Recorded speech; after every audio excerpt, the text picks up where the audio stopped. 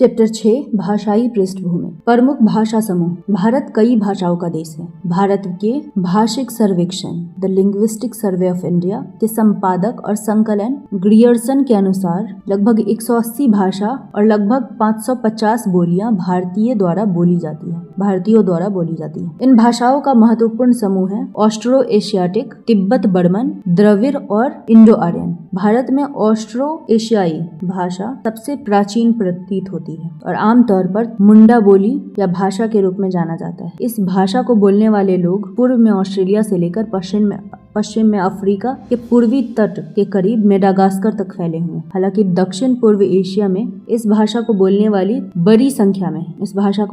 लोग बड़ी संख्या में। मानव विज्ञानी मानते हैं कि ऑस्ट्रिक लोग ईस्वी पूर्व 40,000 के आसपास ऑस्ट्रेलिया आए। इसलिए ये प्रबल संभावना बताती है कि वे 50,000 वर्ष पहले अफ्रीका से भारतीय उपमहाद्वीप तट होते हुए दक्षिण पूर्व एशिया और ऑस्ट्रेलिया गए। उस समय तक भाषा का आविष्कार हो चुका था। मानव अनुवांशिकी से पता चलता है कि 50,000 वर्ष पहले अफ्रीका के लोग दक्षिण भारत आए, जहाँ से वे अंडमान निकोबार द्वीपों के माध्यम से इंडोनेशिया और बाद में ऑस्ट्रेलिया चले गए। ऑस्ट्रो एशियाई ऑस्ट्रिक भाषा परिवार के 2 उप परिवारों में विभाजित किया गया है। भारतीय उपमहाद्वीप में बोली जाने वाली ऑस्ट्रिक एशियाटिक और ऑस्ट्रेलिया के दक्षिण पूर्व एशिया में बोले जाने वाली ऑस्ट्रोनेशियन भाषा। ऑस्ट्रिक एशियाई उप परिवार की 2 शाखाएं मुंडा और मोन खमेर खासी भाषा का प्रतिनिधित्व करती है, जो उत्तर पूर्व भारत के मेघालय में खासी और जैंतिया पहाड़ी द्वारा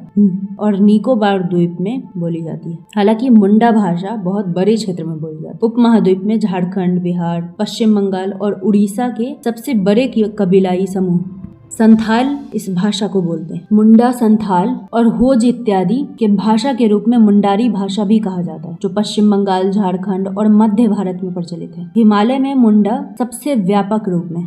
तिब्बती बर्मन भाषा का दूसरा समूह तिब्बती बर्मन चीन तिब्बती परिवार की एक शाखा है। यदि हम चीन और अन्य देशों के बारे में सोचते हैं तो इस भाषा परिवार को बोलने वाले की संख्या ऑस्ट्रिक परिवार और यहाँ की इंडो आर्य परिवार से अधिक है। इस परिवार की 300 से ज्यादा भाषाएं जो चीन, तिब्बत और म्यांमार में बोली जाती है। भारतीय उपमहाद्वीप में तिब्बती बर्मन भाषा हिमालय में उत्तर पूर्वी असम से उत्तर पूर्व पंजाब तक फैली हुई। ये भारत के उत्तर पूर्वी राज्यों में प्रयोग की जाती है और यहाँ बड़ी संख्या में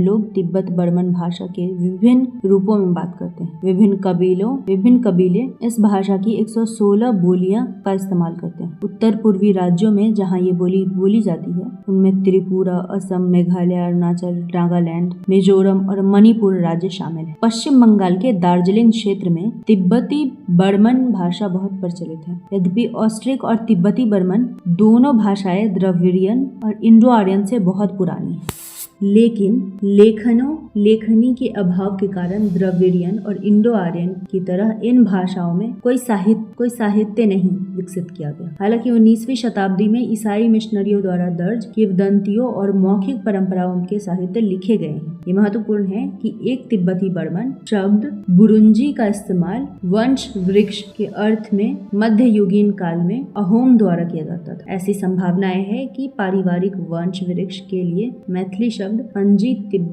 तिब्बती बर्मन शब्द से जुड़ा। द्रविड़ भारत में बोली जाने वाली भाषाओं का तीसरा परिवार द्रविड़ियन है। भाषा का ये रूप लगभग पूरे दक्षिण भारत में फैला हुआ है और ये उत्तर पूर्वी श्रीलंका में भी प्रचलित है। इस क्षेत्र में 20 द्रविड़ियन भाषाएं बोली जाती हैं। द्रविड़ियन भाषाओं का सबसे प्रारंभिक रूप ब्राहुई पाकिस्तान में स्थित भारतीय उपमहाद्वीप के उत्तरी पश्चिम भाग में पाया जाता है। द्रविड़ियन बोलने वाले लोगों के पलायन के 2 दृष्टिकोण हैं, अनुवांशिक और भाषाई। अनुवांशिक दृष्टिकोण के अनुसार पहली बार प्रमुख पलायन लगभग 3000 वर्ष पहले मध्य पूर्व एशिया से भारत में हुआ। दूसरे दृष्टिकोण के अनुसार द्रविड़ियन 6000 वर्ष पहले इलम से आए। ऐसा लगता है कि द्रविड़ियन भाषा बोलने वाले के विस्तार की प्रक्रिया ईस्वी पूर्व 30,000 के आसपास शुरू हुई और ईस्वी पूर्व 4000 तक चली। भाषा विज्ञान के विद्वानों के अनुसार द्रविड़ियन भाषा की उत्पत्ति इलम से हुई, जो दक्षिण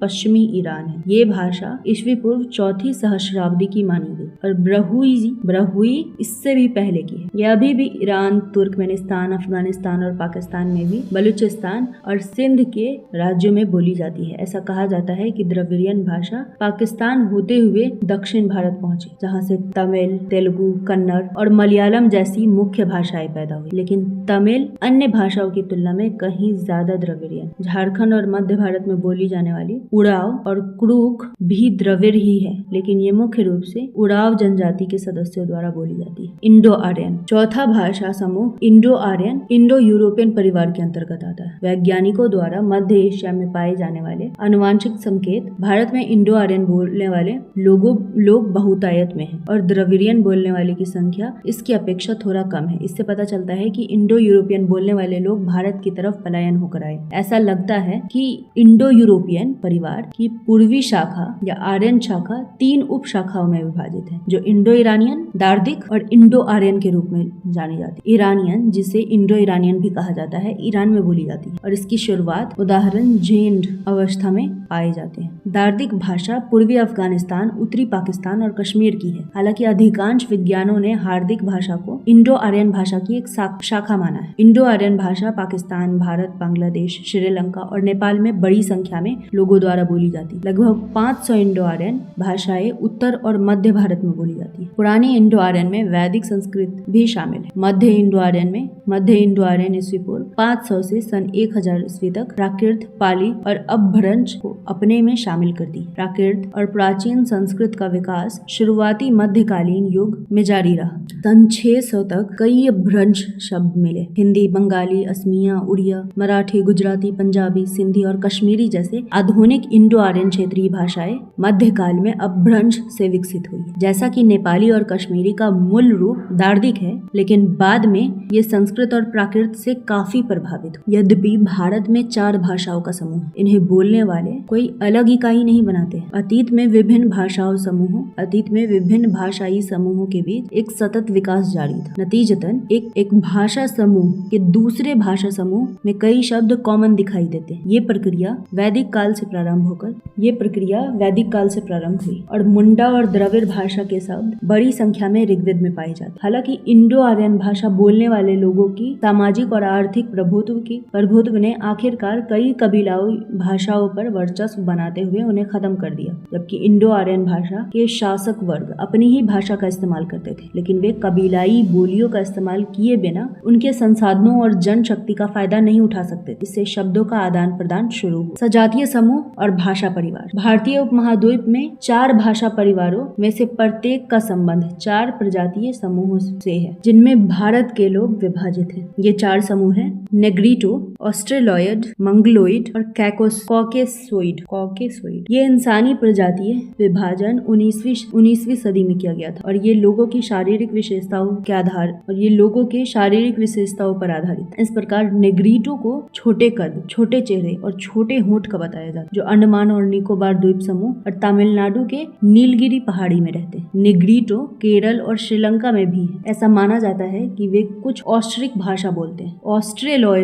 ऑस्ट्रेलॉयडस भी छोटे कद के होते हैं, हालांकि नेग्रिटो से लंबे होते हैं। उनका शरीर काला और उन पर बहुत सारे बाल होते हैं। वे मुख्य रूप से मध्य और दक्षिणी क्षेत्रों में रहते हैं, यद्यपि ये हिमालय के क्षेत्रों में भी है और ऑस्ट्रिक या मुंडा भाषा बोलते हैं। मंगोलोइडस छोटे कद, शरीर पर कम बाल और चिपके नाक वाले होते हैं। वे हिमालय के आसपास और उत्तर पूर्वी क्षेत्र में रहते और तिब्बती वर्मन भाषाएं बोलते हैं। कॉकेसोइडस आमतौर पर लंबे चेहरे के साथ लंबे कद के होते और अच्छी भली बड़ी ठुड्डी, गोरी त्वचा और लंबी और नुकीले नाक वाले होते हैं। वे द्रविड़ियन और इंडो आर्यन दोनों भाषाएं बोलते हैं। अंततः इनका संबंध एक ही भाषा से नहीं, एक नस्लीय समूह को दूसरे से अलग करना मुश्किल है, क्योंकि जलवायु परिस्थितियों के कारण उनकी शारीरिक विशेषताएं बदलती रहती हैं। ये दिलचस्प है कि कुछ क्षेत्रों में ब्राह्मणों और चमारों की समान शारीरिक विशेषताएं हैं और दोनों एक ही भाषाएं बोलते हैं। ब्राह्मण अपने गोत्र नामक समूह का उल्लेख करते हैं, लेकिन चमारों में ऐसी गोत्र का उल्लेख नहीं मिलता। हालांकि विभिन्न सांस्कृतिक क्षेत्रों क्षेत्रों के